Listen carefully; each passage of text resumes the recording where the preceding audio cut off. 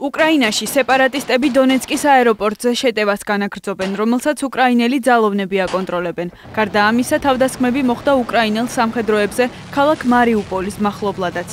სულ გასულ დღე-ღამეში 5 უკრაინელი სამხედრო დაიღუპა და 28 დაშავდა.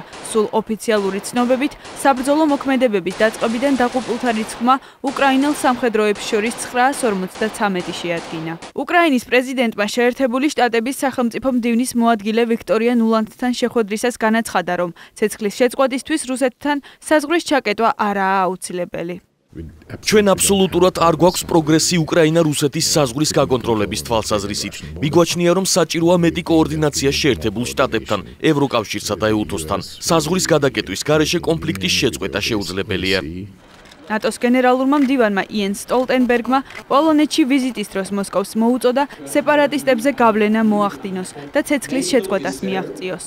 ყველა ხედავს, რომ რუსეთს სეპარატისტებზე გავლენა აქვს და შეუძლია ამ გავლენის გამოყენება. რისკენას ჩვენ მას მოუწოდებთ, რათა სეპარატისტებმა პატივისცენ ცეცხლის შეწყვეტის შეთანხმებას. მისი დარღვევა ასეთი მასშტაბებით ჩვენთვის შემაშფოთებელია.